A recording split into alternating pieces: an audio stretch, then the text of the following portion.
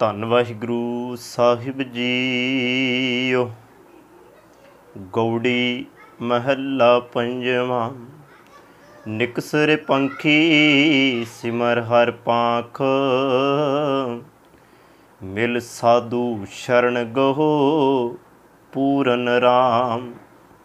ਰਤਨ ਹੀਰੈ ਸੰਗ ਰਾਖ ਰਹਾਉ, ਭ੍ਰਮ ਕੀ ਕੋਈ ਤ੍ਰਿਸ਼ਨਾ ਰਸ ਪੰਕਜ। ਅਤ ਤੀਖਣ ਮੋਹ ਕੀ ਫਾਸ, ਕਾਟਨ ਹਾਰ ਜਗਤ ਗੁਰ ਗੋਬਿੰਦ। ਚਰਨ ਕਮਲ ਤਾਕੇ ਕਰੋ ਨਿਵਾਸ, ਕਰ ਕਿਰਪਾ ਗੋਬਿੰਦ ਪ੍ਰਭ ਪ੍ਰੀਤਮ।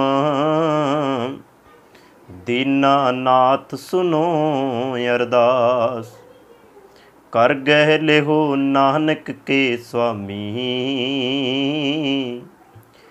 ਜਿਉ ਪਿੰਡ ਸਭ ਤੁਮਰੀ ਰਾਸ, ਕਰ ਗਹਿ ਲਿਹੋ ਨਾਨਕ ਕੇ ਸੁਆਮੀ। ਜਿਉ ਪਿੰਡ ਸਭ ਤੁਮਰੀ ਰਾਸ। ਵਾਹਿਗੁਰੂ ਜੀ ਕਾ ਖਾਲਸਾ, ਵਾਹਿਗੁਰੂ ਜੀ ਕੀ ਫਤਿਹ। ਗਰੀਬ ਨਵਾਜ ਸਤਿਗੁਰੂ ਧੰਨ ਸ਼੍ਰੀ ਗੁਰੂ ਗ੍ਰੰਥ ਸਾਹਿਬ ਮਹਾਰਾਜ ਜੀ ਦੀ ਬਾਣੀ ਦੇ ਵਿੱਚੋਂ ਗੌੜੀ ਰਾਗ ਦੇ ਅੰਦਰ ਸ਼ਹੀਦਾਂ ਦੇ ਸਰਤਾਜ ਧੰਨ ਧੰਨ ਸਤਿਗੁਰੂ ਗੁਰੂ ਅਰਜਨ ਦੇਵ ਮਹਾਰਾਜ ਜੀ ਦਾ ਪਾਵਨ ਬਚਨ ਆਪ ਜੀ ਨੇ ਸਰਵਣ ਕੀਤਾ। ਪਾਵਨ ਬਚਨ 204 ਅੰਗ ਤੇ ਸੁਭਾਈਮਾਨ ਹੈ। ਗੁਰੂ ਅਰਜਨ ਦੇਵ ਮਹਾਰਾਜ ਜੀ ਨੇ ਇਸ ਪਾਵਨ ਬਚਨ ਦੇ ਅੰਦਰ ਜੋ ਅਪਾਰ ਬਖਸ਼ ਰਹਿਮਤ ਕੀਤੀ, ਆਓ ਉਸ ਨੂੰ ਵਿਚਾਰਨ ਦਾ ਅਤੇ ਸਮਝਣ ਦਾ ਯਤਨ ਕਰੀਏ। ਸਤਿਗੁਰੂ ਜੀ ਨੇ ਇਸ ਪਾਵਨ ਬਚਨ ਦੇ ਅੰਦਰ ਨਿਕਸਰੇ ਪੰਖੀ ਸਿਮਰ ਹਰ ਪਾਖ। ਨਿਕਸ ਦਾ ਅਰਥ ਹੁੰਦਾ ਜੀ ਬਾਹਰ ਨਿਕਲਣਾ। ਰੇ ਦਾ ਅਰਥ ਹੈ ਹੇ ਪੰਖੀ ਭਾਵ ਪੰਛੀ, ਪਾਖ ਭਾਵ ਖੰਭ। ਭਾਵ ਅਰਥ ਜਦੋਂ ਇਸ ਦੇ ਆਪਾਂ ਕਰਾਂਗੇ, ਹੇ ਜੀਵ ਪੰਛੀ, ਮਾਇਆ ਦੇ ਮੋਹ ਦੇ ਆਲਣੇ ਵਿੱਚੋਂ ਬਾਹਰ ਨਿਕਲ ਅਤੇ ਬਾਹਰ ਨਿਕਲ ਕੇ ਉਸ ਰੱਬੀ ਇਬਾਦਤ, ਉਸ ਪਰਮਾਤਮਾ ਦੇ ਸਿਮਰਨ ਨੂੰ ਕਰ। ਪਰਮਾਤਮਾ ਦਾ ਸਿਮਰਨ ਕਰ। ਪ੍ਰਭੂ ਦਾ ਸਿਮਰਨ ਜੋ ਹੈ ਉਹ ਇੱਕ ਖੰਭ ਨੇ ਜਿਨ੍ਹਾਂ ਦੇ ਰਾਹੀਂ ਨਿਰੰਕਾਰ ਨੂੰ ਮਿਲਿਆ ਜਾ ਸਕਦਾ ਹੈ। ਸਾਰੀ ਜ਼ਿੰਦਗੀ ਬੰਦੇ ਦੀ ਲੰਘ ਜਾਂਦੀ ਹੈ ਇਸ ਮਾਇਆ ਦੇ ਬੰਧਨ ਦੇ ਵਿੱਚੋਂ ਨਿਕਲਣ ਦੇ ਲਈ। ਧੰਨ ਗੁਰੂ ਗ੍ਰੰਥ ਸਾਹਿਬ ਮਹਾਰਾਜ ਜੀ ਦੀ ਬਾਣੀ ਵਿੱਚ ਜਦੋਂ ਅਸੀਂ ਰਹਿ ਰਸ ਦੀ ਬਾਣੀ ਪੜ੍ਹਦੇ ਹਾਂ ਤੇ ਉਹਦੇ ਵਿੱਚ ਸਤਿਗੁਰੂ ਫਿਰ ਕਿਰਪਾ ਕਰਕੇ ਸਾਨੂੰ ਸਮਝਾਉਂਦੇ ਆ। ਸਤਿਗੁਰੂ ਜੀ ਕਹਿੰਦੇ ਕਿਵੇਂ ਨਿਕਲੇਗਾ?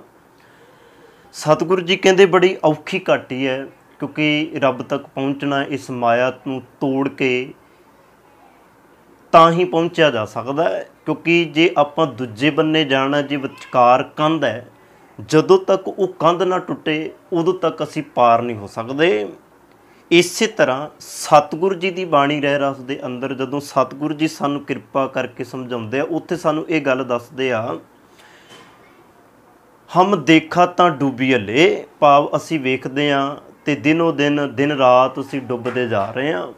ਭਾਵ ਕਿਵੇਂ? ਇਹ ਜਿਹੜਾ ਸੰਸਾਰ ਹੈ ਇਹ ਮੋਹ ਮਾਇਆ ਦਾ ਚਿੱਕੜ ਹੈ ਅਤੇ ਇਸ ਚਿੱਕੜ ਦੇ ਅੰਦਰ ਜੀਵ ਜਿਹੜਾ ਫਸਦਾ ਹੈ। ਅਤੇ ਹੁਣ ਇਹ ਜਿਹੜਾ ਜੀਵ ਰੂਪੀ ਪੰਛੀ ਹੈ, ਇਹਦੇ ਖੰਭ ਜਿਹੜੇ ਨੇ ਉਹ ਇਹਦੇ ਵਿੱਚ ਭਿੱਜਦੇ ਨੇ ਅਤੇ ਜਿਵੇਂ ਖੰਭ ਭਿੱਜਦੇ ਜਾਂਦੇ ਨੇ ਉਵੇਂ ਉਵੇਂ ਹੋਰ ਧੱਸਦਾ ਜਾਂਦਾ ਹੈ। ਅਤੇ ਗੁਰੂ ਅਰਜਨ ਦੇਵ ਮਹਾਰਾਜ ਜੀ ਕਹਿੰਦੇ ਬੰਦਿਆ, ਇੱਕੋ ਇੱਕ ਤਰੀਕਾ ਹੈ ਭਗਤੀ ਸਿਮਰਨ, ਜਿਹੜਾ ਰੱਬ ਦੇ ਕੋਲ ਤੈਨੂੰ ਲੈ ਕੇ ਜਾ ਸਕਦਾ। ਇਸ ਕਰਕੇ ਸਿਮਰਨ ਕਰ। ਇਹ ਸਿਮਰਨ ਤੇਰੇ ਖੰਭ ਹਨ। ਇਹਨਾਂ ਖੰਭਾਂ ਦੀ ਸਹਾਇਤਾ ਨਾਲ ਹੀ ਤੂੰ ਮੋਹ ਦੇ ਆਲਣੇ ਵਿੱਚੋਂ ਬਾਹਰ ਉੱਡ ਕੇ ਜਾ ਸਕੇਗਾ। ਮਿਲ ਸਾਧੂ ਸ਼ਰਨ ਗਹੋ ਪੂਰਨ ਰਾਮ, ਰਤਨ ਹੀਰੈ ਸੰਗ ਰਾਖ।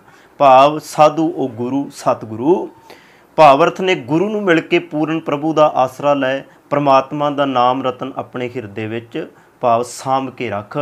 ਜਿਨ੍ਹਾਂ ਨੇ ਹਿਰਦੇ ਵਿੱਚ ਪਰਮਾਤਮਾ ਦੇ ਨਾਮ ਨੂੰ ਸਾਂਭਿਆ, ਰੱਬੀ ਇਬਾਦਤ ਨੂੰ ਸਾਂਭਿਆ, ਸਤਿਗੁਰੂ ਜੀ ਕਹਿੰਦੇ ਮੇਰੇ ਹੀਰੈ ਰਤਨ ਨਾਮ ਹਰ ਬਸਿਓ, ਗੁਰ ਹਾਥ ਧਰਿਓ ਮੇਰੇ ਮਾਥਾ। ਜਦੋਂ ਗੁਰੂ ਨੇ ਕਿਰਪਾ ਕੀਤੀ, ਗੁਰੂ ਨੇ ਮੱਥੇ 'ਤੇ ਹੱਥ ਧਰਿਆ ਤੇ ਸਤਿਗੁਰੂ ਜੀ ਕਹਿੰਦੇ ਜਨਮ ਜਨਮ ਕੇ ਇਹ ਜਿਹੜੇ ਮਲ ਲੱਗੀ ਸੀ, ਭਾਵ ਇਹ ਕਾਲਖ ਲੱਗੀ ਸੀ, ਉਹ ਲੈ ਗਈ। ਮੇਰੇ ਹੀਰੇ ਰਤਨ ਨਾਮ ਹਰ ਬਸਿਓ, ਗੁਰ ਹਾਥ ਧਰਿਓ ਮੇਰੇ ਮਾਥਾ। ਸਤਿਗੁਰੂ ਜੀ ਕਹਿੰਦੇ ਇਸ ਤਰ੍ਹਾਂ ਜਦੋਂ ਗੁਰੂ ਦੀ ਬਖਸ਼ਿਸ਼ ਹੋਈ, ਫਿਰ ਅੰਦਰ ਨਾਮ ਰੂਪੀ ਰਤਨ ਜਿਹੜਾ ਉਹ ਵਸਦਾ ਹੈ। ਇਸੀ ਰਹਾਉ ਦਾ ਬੰਦ ਭ੍ਰਮ ਕੀ ਕੋਈ ਤ੍ਰਿਸ਼ਨਾ ਰਸ ਪੰਕਜ, ਅਤ ਤੀਖਣ ਮੋਹ ਕੀ ਫਾਸ, ਭਾਵ ਮਾਇਆ ਦੀ ਖਾਤਰ ਭਟਕਣ ਦੀ ਖੂਹੀ, ਮਾਇਆ ਦੀ ਤ੍ਰਿਸ਼ਨਾ ਤੇ ਵਿਕਾਰਾਂ ਦੇ ਚਸਕੇ, ਉਹੀ ਖੂਹੀ ਚਿੱਕੜ ਹੈ ਜੀਵਾਂ ਦੇ ਗਲ ਵਿੱਚ ਜੋ ਹੈ ਉਹ ਪਈ ਹੋਈ ਹੈ। ਸਤਿਗੁਰੂ ਜੀ ਨੇ ਕਿਹਾ ਕਿ ਵੀ ਇਹ ਸਭ ਕੁਝ ਇਹਦੇ ਗਲ ਵਿੱਚ ਗਲ ਪਈ ਇਸ ਜਮ ਕੀ ਫਾਸ, ਜਿਹਦੇ ਕਰਕੇ ਇਹ ਫਸਦਾ ਜਾਂਦਾ ਹੈ। ਇਸ ਕਰਕੇ ਸਤਿਗੁਰੂ ਜੀ ਕਹਿੰਦੇ ਮੋਹਿ ਦੀ ਫਾਹੀ ਬੜੀ ਪੱਕੀ ਤਰੀਖੀ ਹੈ। ਕੱਟਨਹਾਰ ਜਗਤ ਗੁਰੂ ਗੋਬਿੰਦ, ਚਰਨ ਕਮਲ ਤਾਕੇ ਕਰੋ ਨਿਵਾਸ। ਕੱਟਨਹਾਰਾ ਭਾਵ ਜਿਵੇਂ ਕੱਟਣ ਵਾਲਾ, ਉਹ ਨਿਰੰਕਾਰ ਵਾਹਿਗੁਰੂ ਹੈ। ਤੇ ਸਤਿਗੁਰੂ ਜੀ ਕਹਿੰਦੇ ਜਦੋਂ ਕੱਟਣਹਾਰੇ ਦੇ ਕੋਲ ਆਪਾਂ ਉਹਦੀ ਇਬਾਦਤ ਕਰਦੇ ਹਾਂ, ਇਸ ਫਾਹੀ ਨੂੰ ਕੱਟਣ ਜੋਗਾ ਜਗਤ ਦਾ ਗੁਰੂ ਗੋਬਿੰਦ ਹੀ ਹੈ। ਇਸੇ ਕਰਕੇ ਧੰਨ ਗੁਰੂ ਤੇਗ ਬਹਾਦਰ ਮਹਾਰਾਜ ਜੀ ਕਹਿੰਦੇ ਆ, ਗੁਣ ਗੋਬਿੰਦ ਗਾਇਓ ਨਹੀਂ, ਜਨਮ ਅਕਾਰਤ ਕੀਨ, ਭਾਵ ਆਪਣਾ ਜਨਮ ਅਕਾਰਤ ਗਵਾ ਲੈਂਦਾ, ਸਾਰੀ ਜ਼ਿੰਦਗੀ ਬਰਬਾਦ ਚਲੀ ਜਾਂਦੀ ਹੈ, ਕਿਉਂਕਿ ਉਹ ਰੱਬ ਦੇ ਗੁਣ ਨਹੀਂ ਗਾਉਂਦਾ। ਇਸ ਕਰਕੇ ਉਸ ਗੋਬਿੰਦ ਦੇ ਚਰਨ ਕਮਲਾਂ ਵਿੱਚ ਨਿਵਾਸ ਕਰੀ ਰੱਖ, ਕਰ ਕਿਰਪਾ ਗੋਬਿੰਦ ਪ੍ਰਭ ਪ੍ਰੀਤਮ, ਦੀਨਾ ਨਾਥ ਸੁਨੋ ਅਰਦਾਸ। ਇੱਕ ਅਰਦਾਸ, ਇੱਕ ਬੇਨਤੀ ਕੀਤੀ ਪਰਮਾਤਮਾ ਦੇ ਅੱਗੇ, ਹੇ ਗੋਬਿੰਦ, ਹੇ ਪ੍ਰੀਤਮ ਪ੍ਰਭੂ, ਹੇ ਗਰੀਬਾਂ ਦੇ ਮਾਲਕ, ਹੇ ਨਾਨਕ ਦੇ ਸੁਆਮੀ, ਮਿਹਰ ਕਰ, ਮੇਰੀ ਬੇਨਤੀ ਸੁਣ, ਭਾਵ ਮੇਰੀ ਜੋਦੜੀ ਸੁਣ ਤੇ ਮੇਰੇ ਤੇ ਕਿਰਪਾ ਕਰ, ਰਹਿਮਤ ਕਰ, ਤਾਂ ਕਿ ਮੈਂ ਵੀ ਤੇਰੇ ਚਰਨਾਂ ਨਾਲ ਜੁੜ ਕੇ ਆਪਣਾ ਭਾਰ ਉਤਾਰਾ ਕਰ ਸਕਾਂ। ਕਰ ਗਹਿ ਲਿਹੋ ਨਾਨਕ ਕੇ ਸੁਆਮੀ, ਜਿਉ ਪਿੰਡ ਸਭ ਤੁਮਰੀ ਰਾਸ। ਹੇ ਨਾਨਕ ਦੇ ਮਾਲਕ ਪ੍ਰਭੂ, ਮੇਰਾ ਹੱਥ ਫੜ ਲੈ ਤੇ ਮੈਨੂੰ ਇਸ ਖੂਹੀ ਵਿੱਚੋਂ ਕੱਢ ਲੈ, ਭਾਵ ਸੰਸਾਰ ਸਮੁੰਦੇ ਤਾਰ ਗੋਬਿੰਦੇ, ਭਾਵ ਇਸ ਸੰਸਾਰ ਤੋਂ ਤਾਰਨਹਾਰਾ। ਕਿਉਂਕਿ ਗੁਰਬਾਣੀ ਦੇ ਅੰਦਰ ਉਹ ਮਿਹਰਬਾਨ ਵੀ ਹੈ, ਉਹ ਜਗਤ ਗੁਰੂ ਵੀ ਹੈ, ਪਾਲਣਹਾਰਾ ਵੀ ਹੈ, ਤਾਰਨਹਾਰਾ ਵੀ ਹੈ। ਇਸ ਕਰਕੇ ਜੇ ਅਨੇਕਾਂ ਦੀਆਂ ਬੇੜੀਆਂ ਨੂੰ ਤੂੰ ਪਾਰ ਲਾ ਸਕਦਾ, ਇੱਕ ਕਿਰਪਾ ਕਰ, ਇਸ ਨਿਮਾਣੇ ਦੀ ਗਰੀਬ ਦੀ ਬੇੜੀ ਨੂੰ ਵੀ ਪਾਰ ਲਾ, ਜਿਵੇਂ ਭਾਈ ਮੱਖਣ ਸ਼ਾਹ ਲੁਬਾਣੇ ਦਾ ਡੁੱਬਦਾ ਬੇੜਾ ਪਾਰ ਲਾ ਦਵੇਂ। ਇਹੋ ਜਿਹੇ ਅਨੇਕਾਂ ਵਿਕਾਰਾਂ ਵਿੱਚ ਫਸਦੇ ਭਾਈ ਕੌਡਾ ਜੀ ਵਰਗੇ, ਭਾਈ ਸੱਜਣ ਜੀ ਵਰਗੇ, ਅਨੇਕਾਂ ਇਹੋ ਜਿਹੇ ਭਾਈ ਮਨਸੁਖ ਭਗੀਰਥ ਵਰਗਿਆਂ ਦੀ ਜੇਕਰ ਡੋਲਦੇ ਹੋਏ ਅੰਦਰ ਵਿਕਾਰਾਂ ਦੀ ਬੇੜੀ ਨੂੰ ਤੂੰ ਥੰਮ ਦੇ ਕੇ ਬਚਾਉਣਾ, ਇਸੇ ਤਰ੍ਹਾਂ ਕਿਰਪਾ ਕਰ ਗਹਿ ਲਿਹੋ ਨਾਨਕ ਕੇ ਸੁਆਮੀ, ਜਿਉ ਪਿੰਡ ਸਭ ਤੁਮਰੀ ਰਾਸ। ਸਤਿਗੁਰੂ ਜੀ ਕਹਿੰਦੇ ਆ, ਮੇਰੀ ਇਹ ਜਿੰਦ ਤੇਰਾ ਦਿੱਤਾ ਹੋਇਆ ਇੱਕ ਸ਼ਰਮਾਇਆ ਹੈ, ਭਾਵ ਇਹ ਜਿੰਦ ਜਿਹੜੀ ਪ੍ਰਮਾਤਮਾ ਤੇਰੀ ਦਿੱਤੀ ਹੋਈ ਹੈ, ਕਿਰਪਾ ਕਰ ਮੈਨੂੰ ਬਖਸ਼ੀ। ਮੇਰਾ ਇਹ ਸਰੀਰ ਤੇਰੀ ਬਖਸ਼ਿਸ਼ ਦੀ ਪੂੰਜੀ ਹੈ। ਜਿਵੇਂ ਗੁਰੂ ਅਮਰਦਾਸ ਮਹਾਰਾਜ ਜੀ ਦਾ ਅਸੀਂ ਬਚਨ ਪੜ੍ਹਦੇ ਹਾਂ, ਇਹ ਸਰੀਰਾ ਮੇਰਿਆ ਹਰ ਤੁਮੈ ਜੋਤ ਧਰੀ, ਹਰ ਤੁਮੈ ਜੋਤ ਰੱਖੀ, ਤਾਂ ਤੂੰ ਜਗ ਮੈਂ ਆਇਆ, ਭਾਵ ਉਸ ਪਰਮਾਤਮਾ ਦੀ ਕਿਰਪਾ ਸਦਕਾ ਇਹ ਸਰੀਰ ਮਿਲਿਆ, ਜਿਹਨੂੰ ਭਗਤ ਕਬੀਰ ਜੀ ਦੀ ਬਾਣੀ ਕਹਿੰਦੀ ਹੈ, ਕਬੀਰ ਮਾਨਸ ਜਨਮ ਦੁਲੰਭ ਹੈ, ਹੋਏ ਨਾ ਬਾਰੈ ਬਾਰ, ਜਿਉ ਬਨ ਫਲ ਪਾਕੇ ਭੋਏ ਗਿਰੈ, ਬੋਰ ਨਾ ਲਾਗੈ ਡਾਰ। ਇਸ ਕਰਕੇ ਇਹ ਪ੍ਰਮਾਤਮਾ, ਇਹ ਜਿਹੜੀ ਪੂੰਜੀ ਹੈ ਸਰੀਰ ਰੂਪੀ, ਤਨ ਰੂਪੀ, ਇਹ ਤੇਰੀ ਦਿੱਤੀ ਹੋਈ ਹੈ, ਇੱਕ ਤੋਹਫਾ ਹੈ, ਇੱਕ ਗਿਫਟ ਹੈ, ਮੈਨੂੰ ਇਹ ਸਤਿਗੁਰ ਤੇਰੇ ਵੱਲੋਂ ਦਿੱਤਾ ਹੋਇਆ, ਤੇ ਮੇਰੇ ਤੇ ਕਿਰਪਾ ਕਰ, ਮੈਂ ਇਹ ਦਿੱਤੀ ਹੋਈ ਪੂੰਜੀ ਨੂੰ ਸਾਂਭ ਕੇ ਰੱਖਾਂ, ਸਾਸ ਗਿਰਾਸ ਤੇਰੇ ਪ੍ਰਮਾਤਮਾ ਨਾਮ ਨੂੰ ਸੰਭਾਲਾਂ। ਜਿੱਥੇ ਜਾਵਾਂ ਸੌਂਦੇ ਪੀ ਵਾਹੋ ਵਾਹੋ ਉਚਰਿਆਂ ਵਾਲੀ ਅਵਸਥਾ, ਉੱਠਦੇ ਪੀ ਵਾਹੋ ਵਾਹੋ ਕਰਨ ਵਾਲੀ ਅਵਸਥਾ ਮੇਰੀ ਬਣੇ। ਤੇ ਸਤਿਗੁਰ ਕਹਿੰਦੇ ਆ, ਮੈਨੂੰ ਬਖਸ਼ੀ ਹੋਈ ਇਹ ਤੇਰੀ ਪੂੰਜੀ ਹੈ, ਇਹ ਰਾਸ ਪੂੰਜੀ ਨੂੰ ਮੋਹ ਦੇ ਹੱਥੀਂ ਉਜੜਨ ਤੋਂ ਤੂੰ ਆਪ ਹੀ ਬਚਾ ਲੈ।